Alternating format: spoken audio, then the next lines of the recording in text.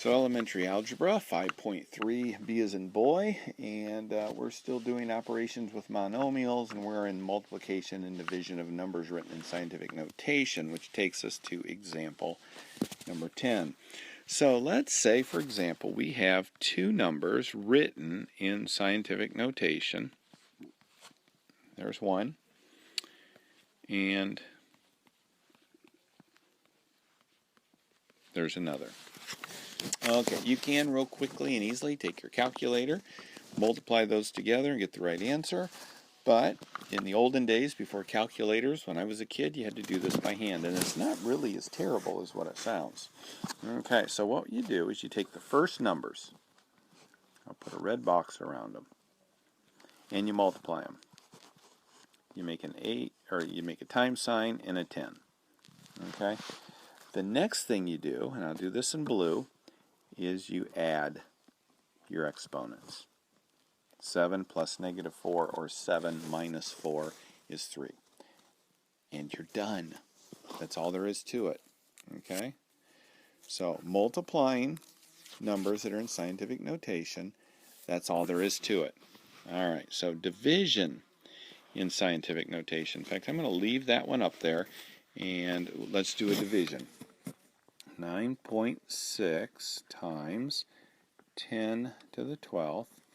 We're going to divide that by 3 times 10 to the 4th.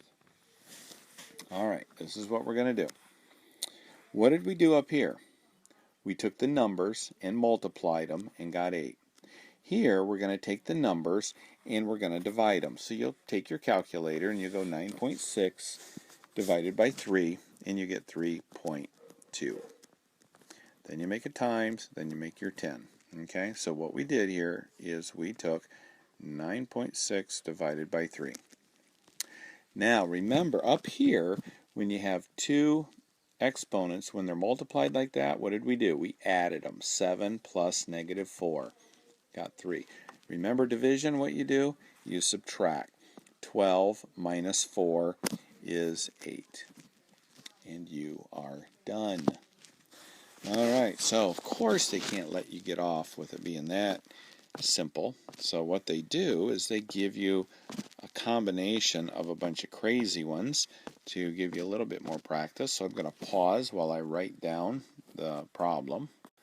Okay, so this is example number 12. Now remember what I said earlier. When we have this division sign, you do everything you can on the top, you do everything you can on the bottom, and then you go across the line.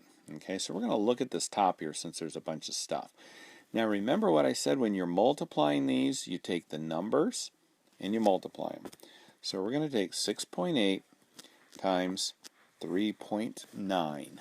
6.8 times 3.9. And I have no idea what that is.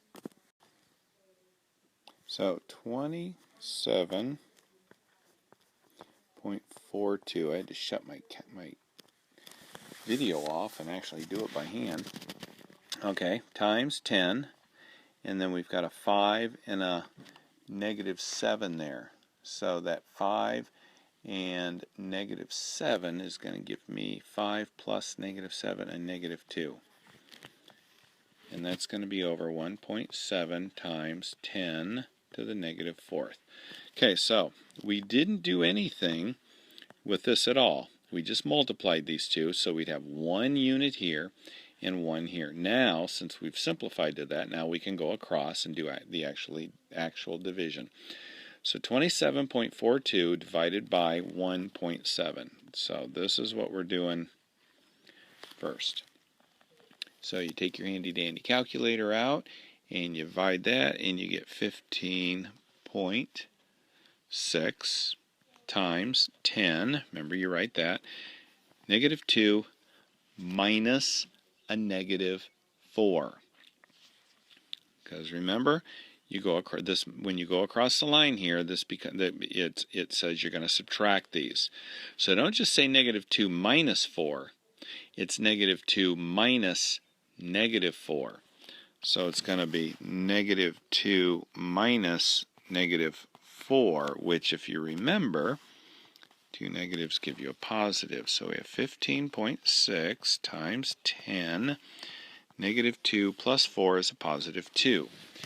All right, now that all looks well and good. The problem is, if you remember doing scientific notation with me before, one of the rules was there can only be one digit to the left of the decimal. So we have two digits. We have a 1 and a 5. We have 15. So we have to move this decimal over 1. We cannot just move a decimal over without changing the number that's up here. So if we're moving it over 1, we're moving it one more over than where it should be. And when we moved it over one more, this number goes to one higher. Okay? So when we're here, we're saying we're 2 decimal places over from where it should be. When I move it over here, I'm saying it's 3 decimal places over from where it should be, because that number is really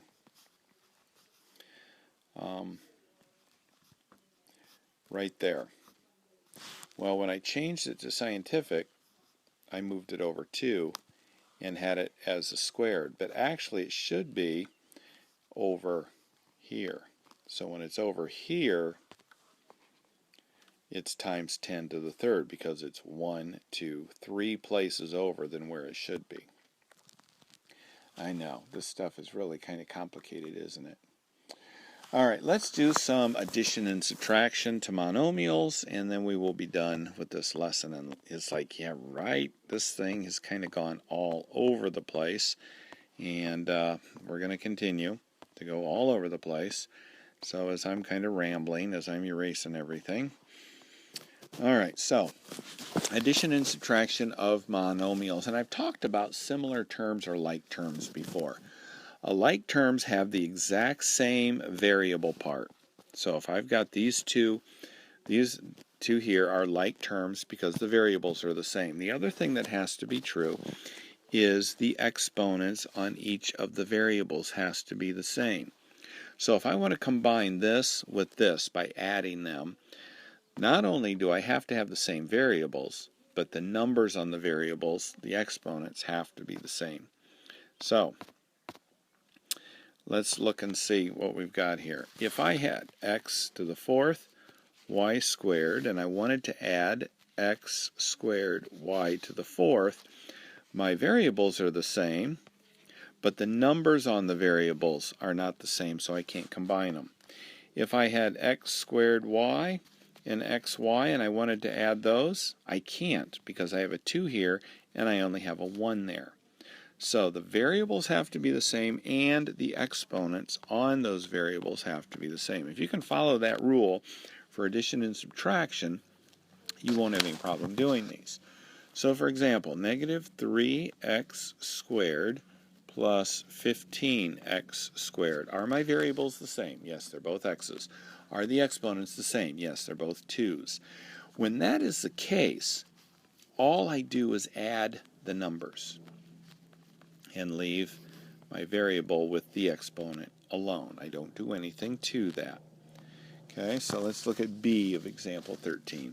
9x squared y minus 20x squared y. Variables are the same, exponents on the variables are the same, so my answer is going to contain those variables, and I'm going to go 9 minus 20, which is going to be negative 11.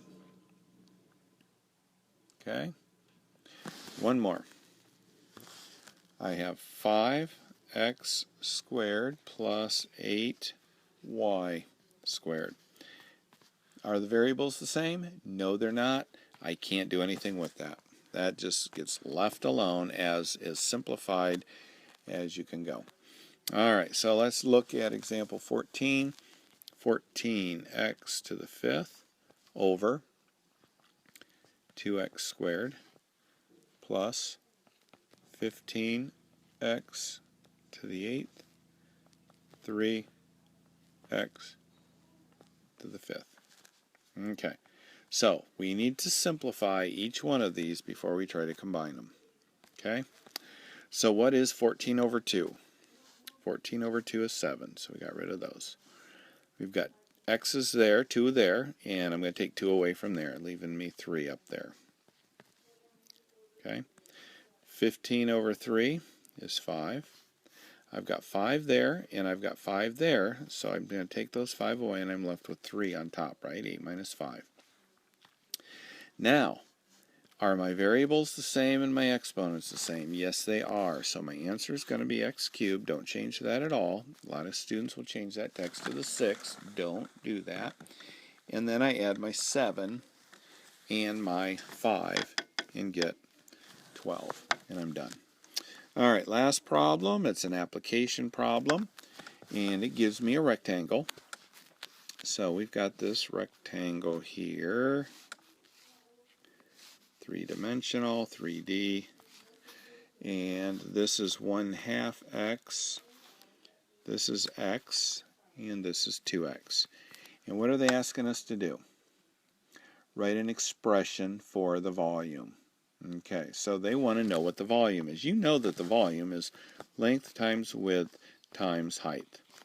Well, what is the length? It's 2x. What is, oops, let's not use an x for times, let's use a dot. What is the width? X. What is the height? So the volume is that. All right, well, let's simplify it a little bit. What is 2x times x? Okay, times 1/2 x.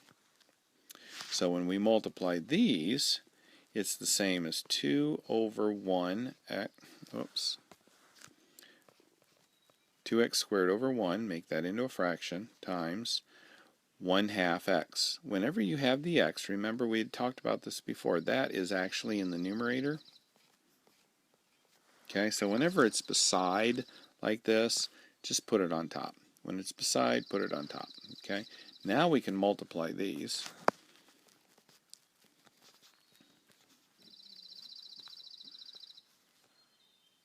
Okay, so we multiplied these. 2 times 1 is 2. X squared times x to the first is x to the third.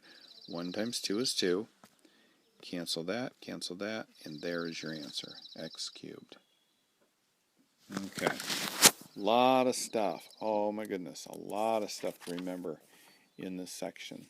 So anyway, I'm looking at the homework problems. They're pretty much exactly like we've done, but I'm just going to go over, I'm going to make a video of just some of the problems here just so you can kind of see how things are doing. So if you don't need help, don't watch 5.3c, but if you're thinking you might want to watch that, go ahead and listen. It shouldn't be that long.